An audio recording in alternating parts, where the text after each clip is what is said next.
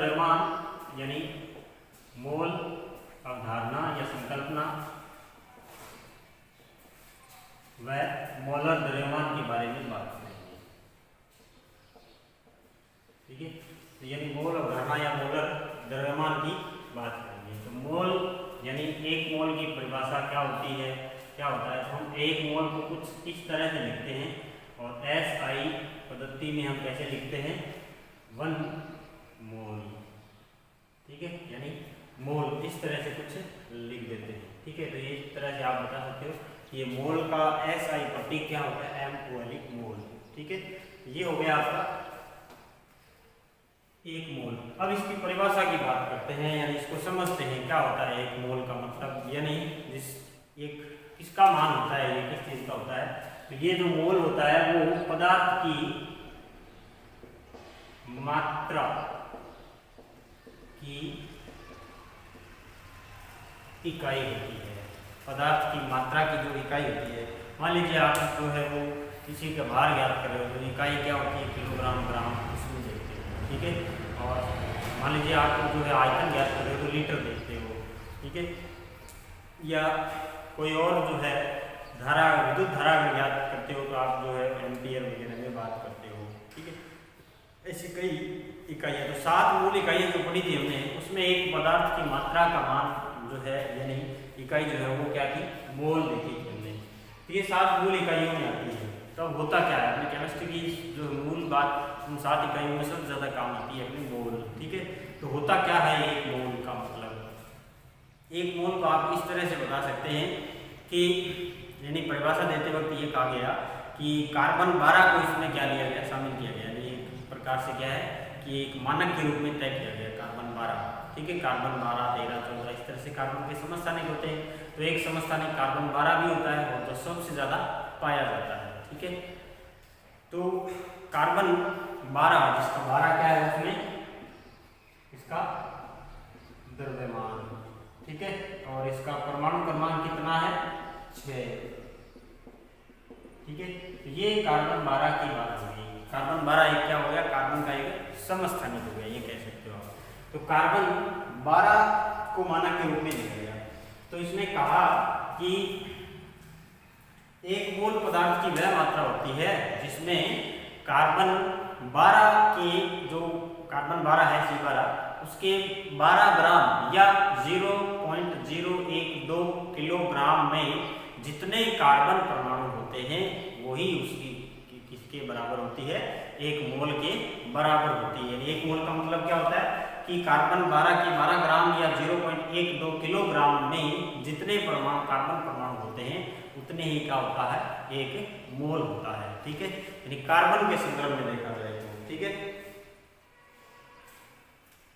तो कह सकते हैं कि एक मोल में उतने ही कण होते हैं जितने, कण का मतलब यहां पर क्या है, अणु, परमाणु या आयन। ठीक है, यानी अवयवीकरण। ठीक है, उतने ही कण होते हैं जितने कार्बन 12 के 12 ग्राम या 0.012 किलोग्राम में कार्बन परमाणु हो। ठीक है, यानी एक मोल में उतने ही कण होते हैं जितने कार्बन 12 के 12 ग्राम या 0.12 किलोग्राम में कार्बन परमाणु हो। कितने हुए कि आपने मान लीजिए 12 ग्राम कार्बन लिया। ठीक है, तो आप उसको क्या कह दोगे, एक मोल। ठीक है, या कोई किलोग्राम में मापता है तो 0.12 किलोग्राम ले लिया और उसको आप क्या कह दोगे, एक मोल। ठीक है, आप घर पे भी तोल सकते हो, सामान्य है, पर उसको जो तोला जाता है उसको रासायनिक तुला से, पर अपने मोटा मोटी जो है देख सकते हैं कि इसी से हम समझ सकते हैं। एक मोल का मतलब समझ में आना बहुत जरूरी है।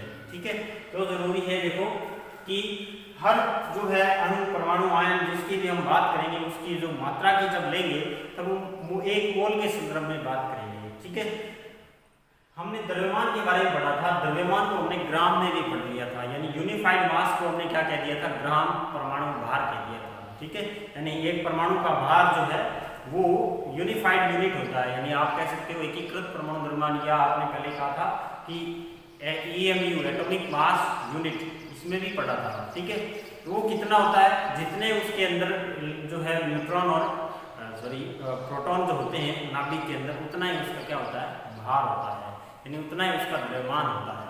ठीक है, तो वो द्रव्यमान को आप किसमें ले आए, फिर उसको ग्राम में ले आए। अब ग्राम से हम एक मोल समझ रहे हैं, कैसे कि इतने इतने ग्राम अगर होगा किसी तत्व का तो एक मोल होगा, यानी वो फिक्स एक मात्रा कर दी गई। ऑक्सीजन का 16 ग्राम अगर आपके पास है तो आप कह दोगे कि हमारे पास एक मोल ऑक्सीजन है। ठीक है, जल का अगर आपके पास 18 ग्राम है तो आप कह दोगे कि आपके पास जल का एक मोल है। ठीक है, आप 18 ग्राम जल पानी पी लेते हो तो आप कह सकते हो कि आपने एक मोल पानी पी लिया। अगर किसी ने 36 ग्राम जल पी लिया वो कहेगा कि मैंने 2 मोल जल पी लिया। ठीक है, और अगर किसी ने 72 जो है ग्राम पी लिया तो आप कितने मोल कहोगे, आप काउंट कर लीजिए। ठीक है, तो ये होगी अपने एक मोल की बात। अब हम कहते हैं कि इसमें इतनी मतलब ये कहे कि एक प्रकार से सटीक गणना है मोल पदार्थ की मात्रा की, कि हम बैठे बैठे अनुमान लगा सकते हैं कि इस पदार्थ हमारे पास अगर मोल में वो मात्रा है तो कह सकते हैं कि इसमें इस जो कण है इसके इतने इसमें कण हैं, जो आपके पास जो तत्व है उसके उतने कण इसके अंदर मौजूद है, यानी एक निश्चित संख्या तक आप बता सकते हो। इतना सटीक अनुमान जो है इसके अंदर लगाया जाता है, तो इसलिए आप इसको समझते हैं, कह सकते हैं कि एक मोल में कणों की संख्या समान होती है, चाहे कोई भी पदार्थ की मात्रा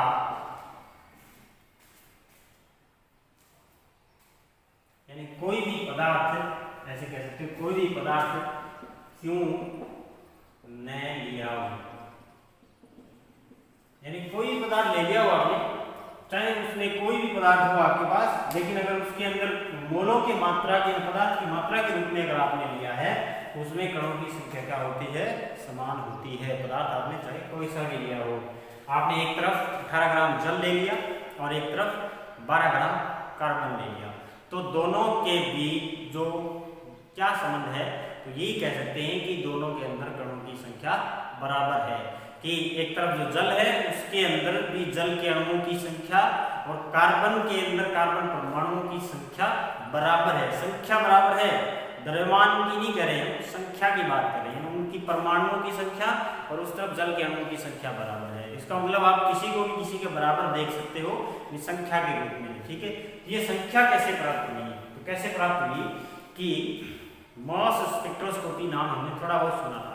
मास मतलब द्रव्यमान, अंग्रेजी का मतलब होता है मास में, जो मास होता है द्रव्यमान का मतलब अंग्रेजी में। ठीक है, तो द्रव्यमान का मतलब यानी द्रव्यमान पर आधारित स्पेक्ट्रोस्कोपी है।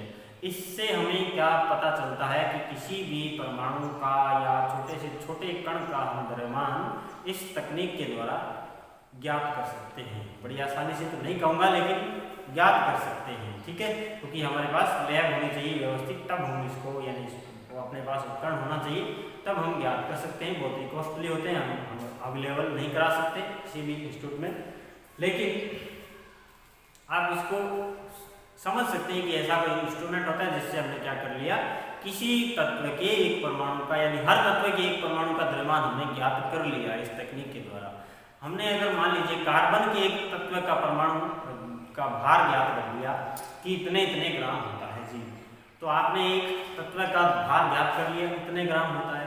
अब आपके पास कुल भार कितना है, 12 ग्राम है, और एक का कितना है, इतना इतना मान लीजिए जितना भी है, तो आपने ज्ञात कर लिया।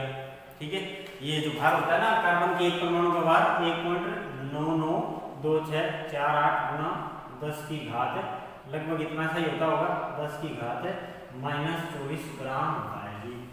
किसका? कार्बन के एक परमाणु का द्रव्यमान या भार कह सकते हैं। ठीक है, कितना होता है जी? इतना होता है, एक परमाणु का भार इतना होता है। आपने एक का ज्ञात कर लिया, टोटल आपके पास है, ठीक है, तो टोटल 12 ग्राम है, तो 12 में एक का भाग दे दोगे तो आप ऐसे बता नहीं सकते क्या कि इतने द्रव्यमान वाले कितने कण उस 12 ग्राम में मौजूद हैं? नहीं ज्ञात कर सकते क्या? यानी आपके पास मान लीजिए कि जो है कोई भी संख्या यानी कोई भी मूल जो है भार है ये दिया हुआ है। मान लीजिए आपके पास चीनी है, मान लीजिए निश्चित मात्रा चीनी की है और आपको कह दिया गया कि चीनी के बराबर बराबर टुकड़े हैं, तो सबका भार एक जैसा है। ठीक है, और आपको चीनी के एक टुकड़े का भार दे दिया। ठीक है, तो आप कुल भार आपको दिया हुआ है, चीनी के एक टुकड़े का भार दिया हुआ है, तो आप उसमें नहीं ज्ञात कर सकते कि चीनी का कितने टुकड़े जो है उसके अंदर आपको जो दी गई मात्रा है उसमें मौजूद है। ठीक है, आप उसको और भी मैथ में इस तरह के उदाहरण पढ़ते होंगे कि आपको ज़्यादा यानी कुल मात्रा दी हुई है और उसमें एक का भार दिया हुआ है यानी एक की मात्रा दी हुई है, तो आप उसमें कितनी संख्या उसकी मौजूद है वो ज्ञात कर सकते हैं। तो यहाँ पर हम जो है इसको ज्ञात करते हैं, तो ऐसे ज्ञात कर सकते हैं कि कार्बन के परमाणुओं की संख्या। ठीक है, कैसे कि आपके पास 12 ग्राम है, किसका भार है? भार दिया हुआ है 12 ग्राम। मान लीजिए आपने जो है 12 ग्राम एक मोल का भार और एक परमाणु का भार कितना? 1.992648 गुना 10 की घात -24 ग्राम। ठीक है, 24 ग्राम इतना भार आपको दिया है। ठीक है, ग्राम पर एटम कह सकते हो। ठीक है, तो इसका मान कितना आ जाएगा? मान आ जाएगा 6.023। आपको निकालने की कोई जरूरत नहीं, सब कैलकुलेटेड मान है, यानी साइंटिफिक कैलकुलेटर से निकाला हुआ मान है, आपको निकालने की या टेंशन लेने की जरूरत नहीं है। तो ये मान आ जाएगा 23। ठीक है, एटम पर मोल। ठीक है, यानी कितने परमाणु हैं? प्रत्येक मोल के अंदर कितने परमाणु हैं। ठीक है, यानी आप कह सकते हो कि कार्बन के परमाणुओं की संख्या है जो इतनी निश्चित होती है। अब अगर आप यहाँ पर ऑक्सीजन का परमाणु का भार लिख देंगे और ऑक्सीजन के एक परमाणु का भार लिख दिया, मान लीजिए कुछ जितना भी होता है, तो उसमें अगर आप भाग दे दोगे यानी ऑक्सीजन के एक परमाणु का भार कुछ इतना ही आएगा। परमाणु बहुत छोटा होता है, उसका भार भी उतना ही कम होता है, ये माइनस की घात है, यानी इस एक से जो है वो 24 जीरो लगाने के बाद दशमलव आ रहा है, तो इस तरह की जो संख्या प्राप्त होती है इतना कम भार होता है। ठीक है, और उसके अंदर यानी यहाँ पर आप ऑक्सीजन के एक परमाणु का भार नाप के और फिर अगर आप उसमें भाग दोगे तब भी यही संख्या निकल कर आएगी। इसका मतलब क्या होगा कि ये एक निश्चित संख्या है, यानी किसी भी पदार्थ के एक मोल के अंदर जो है वो कणों की संख्या क्या होती है? निश्चित होती है। ये इतना सटीक है, तो बिल्कुल आप जो है वो किसी भी तत्व के भार और उसके उस तत्व के एक परमाणु के भार से आप किसको ज्ञात कर सकते हो? इस संख्या को ज्ञात कर सकते हो। इसका जो है यानी इस संख्या को क्या कहा जाता है? आवोगाद्रो, नाम सुना हुआ लग रहा है आपको, आवोगाद्रो संख्या। हमने आवोगाद्रो का नियम पढ़ा था, बिल्कुल आवोगाद्रो के नाम पर इस संख्या का नाम दिया गया है, लेकिन आवोगाद्रो ने नहीं दिया था ये संख्या गैलीलियो ने बताई थी, बल्कि उसके सम्मान में इस संख्या का नाम आवोगाद्रो संख्या बोल दिया। ठीक है, इसको हम n और a से भी प्रदर्शित करते हैं। ध्यान से देखना, आवोगाद्रो संख्या का मान आपको याद रखना है। ठीक है, 6.023 × 10⁻23 एटम पर मोल। ठीक है, यानी प्रत्येक मोल के अंदर जो है वो आवोगाद्रो संख्या के बराबर कण होते हैं। अब आप चाहे कण कोई सा भी ले ले, अणु, परमाणु या आयन। ठीक है, तो ये हो गई आपकी आवोगाद्रो संख्या और मोल की बात। अब हम मोल ज्ञात करने के सूत्र देखते हैं। ठीक है, यानी आपको क्या याद करना है, मोलों की संख्या। मोलों की संख्या को हम स्मॉल एन से प्रदर्शित करेंगे। याद रखना, अवोगाद्रो संख्या को हमने किससे प्रदर्शित किया था, अवोगाद्रो संख्या एन से। ठीक है, कणों की संख्या डायरेक्ट बोली जाए आपको, कण मतलब आपके कौन से हो सकते हैं, अणु, परमाणु या आयन। ठीक है, ये क्या हो सकते हैं आपके कण, आयन। और कणों की संख्या उसको हम कैपिटल एन से प्रदर्शित करेंगे। ये बात थोड़ी सी याद रखनी है आपको कि मोलों की संख्या को स्मॉल एन से, अवोगाद्रो संख्या को एन ए से, कैपिटल एन और कैपिटल ए, कणों की संख्या को कैपिटल एन से ही दर्शाया जाता है। ठीक है, मोलों की संख्या ज्ञात करनी है आपको। तो आपको अगर मान लीजिए भार अगर दिया हुआ है, यानी उसको आप W से प्रदर्शित करते हैं, कैपिटल W से। ठीक है, और भार के अंदर आप अणुभार या जो है वो मोलर द्रव्यमान, आगे पढ़ेंगे हम, जो है उसका भाग अगर दे दोगे, यानी कैपिटल M से प्रदर्शित करते हैं इसको मोलर द्रव्यमान। मोलर द्रव्यमान आगे पढ़ेंगे, पर वही होता है कि अगर मान लीजिए आपने किसी तत्व का जो भार है उसको ग्राम में लिख दिया, वो मोलर द्रव्यमान कहलाएगा। बस इतना सही है। ठीक है, तो मोलर द्रव्यमान यानी आप द्रव्यमान तो यूनिफाइड मास जो होता है वही होता है, उसको अगर आपने मोल और ग्राम में साथ में लिख दिया तो मोलर द्रव्यमान बन जाएगा। ठीक है, भार यानी W ग्राम में है, मोलर द्रव्यमान B ग्राम में है, दोनों की इकाइयां सेम होनी चाहिए तभी इकाइयां कटेगी। 1 ग्राम में 1 किलोग्राम में तो आप इसको नहीं कर सकते, तो आपकी संख्या गलत आ जाएगी। इसलिए आपको दोनों को एक में चेंज करना है, क्योंकि दोनों एक में होंगी तो एक इकाई में होंगी तो दोनों क्या हो जाएगी, कट जाएगी, एक दूसरे से कैंसिल आउट हो जाएगी। तो आप देखिए, ये भी ग्राम है, ये भी ग्राम होगा, ये किलोग्राम है, ये भी किलोग्राम है, कट जाएगी, कोई मात्रा नहीं है, कोई इकाई नहीं बचेगी, तो क्या आ जाएगी, केवल संख्या आ जाएगी। ठीक है, तो अगर आपको भार दिया हुआ है और द्रव्यमान ज्ञात करना है तो ये पहला सूत्र हो गया, यानी मोलर द्रव्यमान बराबर आप लिख सकते हो, मोलर द्रव्यमान बराबर जो है कईयों का परमाणु, अगर परमाणु की बात की जाए तो परमाणु भी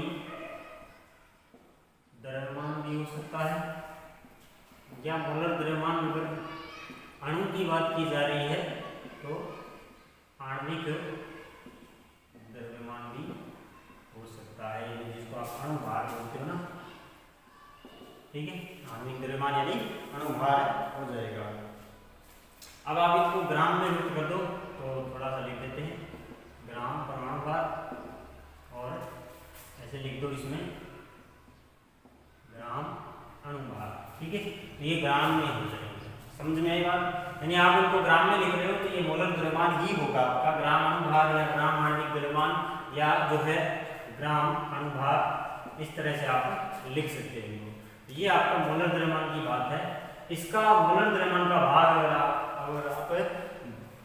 भार में दे दोगे तो आपको क्या प्राप्त हो जाएगा, मोलों की संख्या प्राप्त हो जाएगी। क्यों प्राप्त हो जाएगी, क्योंकि संख्या की कोई इकाई नहीं होती है, इसलिए इकाई कहाँ हो रही है, इकाई कट रही है दोनों एक दूसरे से। ठीक है, हमने इकाई गुणक में पढ़ा था, इकाइयां अगर कट जाती है तो एक दूसरी इकाई प्राप्त हो जाती है। यहाँ पर दोनों इकाइयां कट रही है, इसलिए हम कह रहे हैं कि कोई इकाई हमें प्राप्त नहीं हो रही है। ठीक है, अब आप देखते हैं दूसरा तरीका, मोलों की संख्या ज्ञात करने का। अगर आपको आयतन, ठीक है, ये मैंने जो है वो लिख दिया लीटर में, V का मतलब आयतन से वॉल्यूम से होता है, और लीटर में दिया है, L मतलब लीटर में दिया है, तो आप इसमें 22.4 लीटर का क्या कर दोगे, भाग दे दोगे। इसका 22.4 लीटर, 22.4 क्या होता है, 1 मोल, यानी किसी भी गैस, ऐसे लिख सकते हैं, किसी भी गैस के 1 मोल का आयतन बराबर 22.4 लीटर होता है। ये तो फिक्स बात हो गई जी, क्या हो गई, फिक्स है ये। तो आप ऑक्सीजन ले लीजिए, नाइट्रोजन ले लीजिए या क्लोरीन ले लीजिए, ऑर्गन ले लीजिए, जिनोन ले लीजिए, रेडॉन ले लीजिए, कोई भी गैस ले लीजिए इस प्रकृति की, उसको अगर आप एक समान ताप दाब पर, ठीक है, ये बात ये भी जरूरी है, समान ताप व दाब पर, ये भी जरूरी है, ठीक है, ये कंडीशन जरूरी है। तो समान ताप दाब पर किसी भी गैस के 1 मोल का आयतन कितना होता है, 22.4 लीटर होता है। तो अगर आप इसको भरोगे समान ताप दाब पर किसी भी गैस को, 4 गैस ले ली आपने अलग अलग, एक में ऑक्सीजन, एक सिलेंडर में ऑक्सीजन, एक में नाइट्रोजन, एक में जो है आपने हीलियम ले ली, एक में आपने हाइड्रोजन ले ली, तो इन सब में अगर आप भरोगे इनको, तो इनके जो कण होंगे, यानी इनको अगर आप भरोगे, इनके जो मान लीजिए इनके जो आयतन घेरेंगी वो गैसें, वो कितना होगा, समान ताप दाब पर एक यानी निश्चित होगा, वो कितना निश्चित होगा, 22.4 लीटर, ठीक है, समझ में आई बात। तो आप अगर इसमें भाग दे देंगे तो आपको क्या प्राप्त हो जाएगा, मोलों की संख्या प्राप्त हो जाएगी, समझ में आई बात।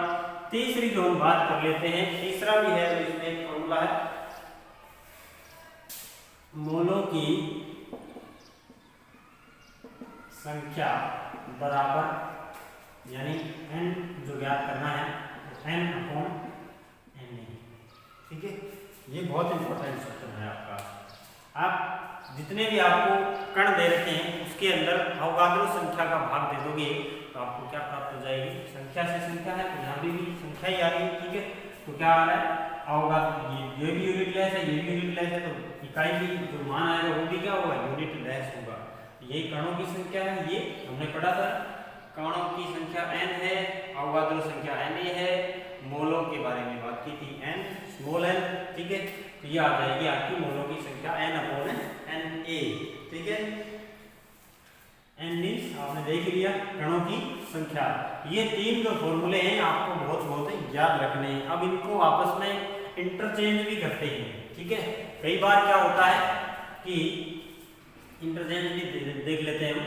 जो पहला वाला फॉर्मूला है उसके बारे में बात करते हैं, इंटरचेंज करते हैं, तब क्या होता है कि पहले वाले में अगर आपको क्या दिया गया है, मोलर द्रव्यमान नहीं दिया गया है, मान लीजिए आपको क्या नहीं दिया गया है, देखो इंटरचेंज करते हैं, तो ये अगर मान लीजिए ये ज्ञात करना है तो ये इसके गुणा में चला जाएगा, मोलों की संख्या को मोलर द्रव्यमान से गुणा कर दोगे तो क्या आ जाएगा, भार प्राप्त हो जाएगा, ठीक है, कुछ इस तरह से।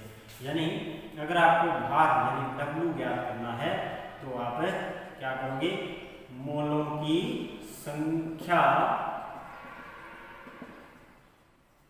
गुणा में मोलर, यानी गुणा में द्रव्यमान, यानी n, ठीक है, n कर दोगे। या अगर आपको मोलर द्रव्यमान ज्ञात करना है किसी पदार्थ का, मोलर द्रव्यमान अगर ज्ञात करना पड़ जाए तो कैसे ज्ञात करोगे भाई, मोलर द्रव्यमान को इधर भेज दो, मोलों की संख्या को इधर भेज दो, यानी भार भी इसका भाग दे दोगे मोलों की संख्या, यानी W/n, इस तरह से आप क्या कर दोगे, इसको भाग दे दोगे, मोलर द्रव्यमान का जो है वो गुणा कर दोगे किससे, मोलों की संख्या से, तो आपको किसमें प्राप्त हो जाएगा, भार W ग्राम में। एक ये हो गया, ये इंटरचेंज हो गया आपका, समझ में आई बात। दूसरा इंटरचेंज इसमें करते हैं, तो इधर है ये लीटर वाले में, ठीक है, तो अगर आपको इसमें क्या करना हो, अगर आपको आयतन ज्ञात करना हो V लीटर में, ठीक है, तो आप क्या कर दोगे, मोलों की संख्या को किससे गुणा कर दोगे, यानी आप इसको इधर ले जाओगे तो ये गुणा में आ जाएगा, तो इसके भाग में तो इसके क्या आएगा, गुणा में आएगा, तो ये आपको इंटरचेंज करना आना चाहिए थोड़ा बहुत, ठीक है। तो मोलों की संख्या n जो है उसको गुणा किससे कर दोगे, 22.4 लीटर से। एक और फॉर्मूला निकल कर आ गया आपके पास, कितने फॉर्मूले हो गए देखो, एक ये, 2 3, फिर चौथा ये पांचवा ये और ये छठा, ठीक है, कुछ इस तरह से आप मान लीजिए। फिर हम तीसरे वाले की बात करते हैं, यानी थर्ड की बात करते हैं इसमें, ठीक है। अगर आपको अवगाद्रो संख्या तो फिक्स ही है, ये तो ज्ञात करने की जरूरत नहीं है, ठीक है। अगर आपको कणों की संख्या ज्ञात करनी है कि कितने कणों की संख्या आपके पास है, तो आप क्या करोगे, n इंटू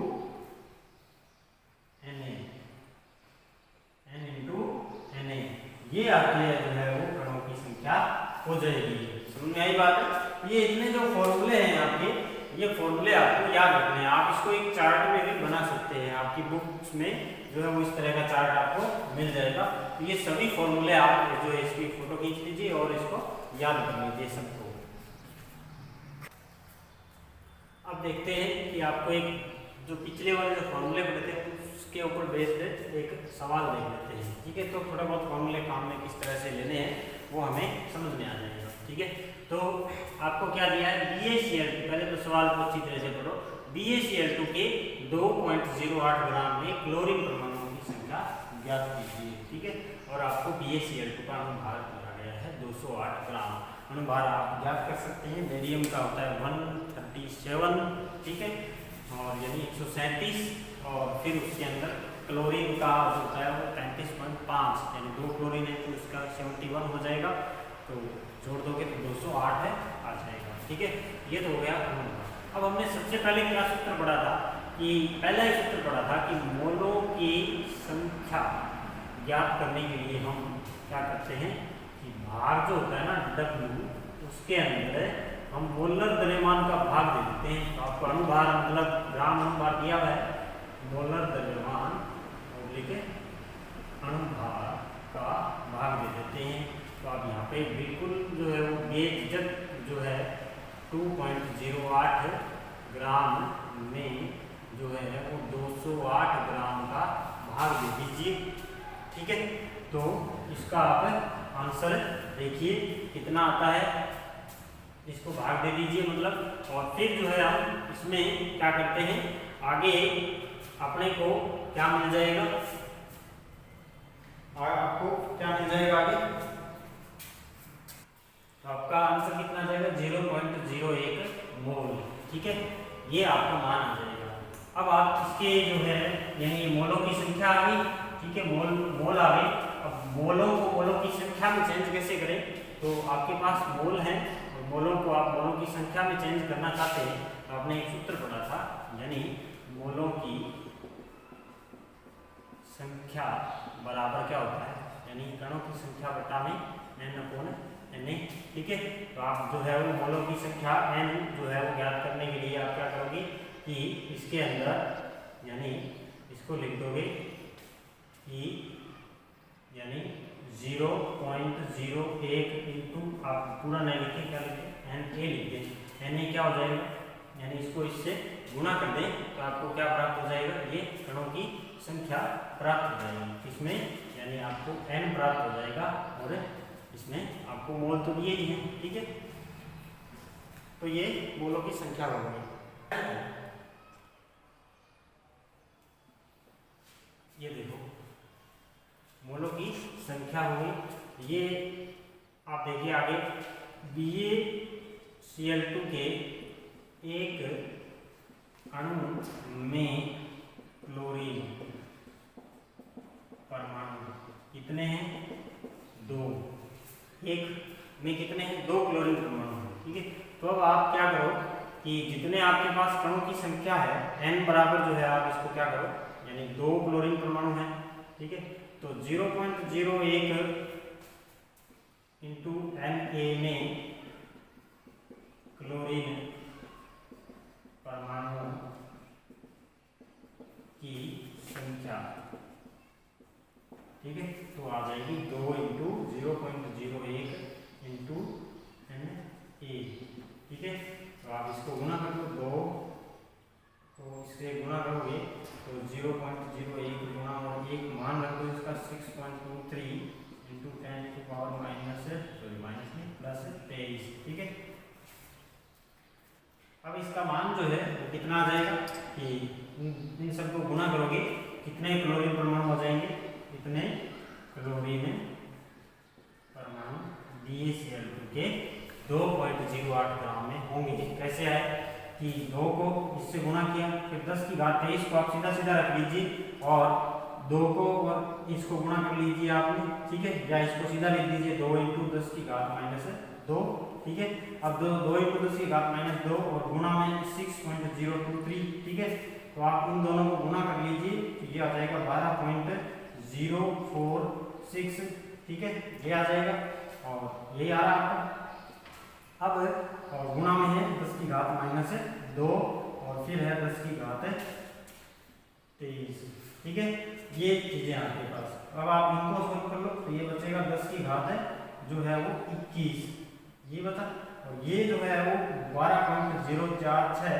फिर आप इसको आगे ऐसे लिख दो, इस दशमलव को किस तरफ ले जाओ, इस तरफ ले जाओ, यानी कि आप कैसे किस तरफ ले जाओगे, आप इस तरफ ले जा रहे हो। अगर आप इस तरफ ले जाते तो क्या होता, यानी दशमलव कम, यानी इधर मान जो है वो घात के रूप में कम होता, लेकिन अगर आप इस तरफ लेके जा रहे हो तो घात के मान जो बढ़ेंगे तो क्या आ जाएगा 1.20, कितना लिखते हैं हम, गुणा 10 की घात 22, ठीक है। ये जो है आपका आंसर इस तरह से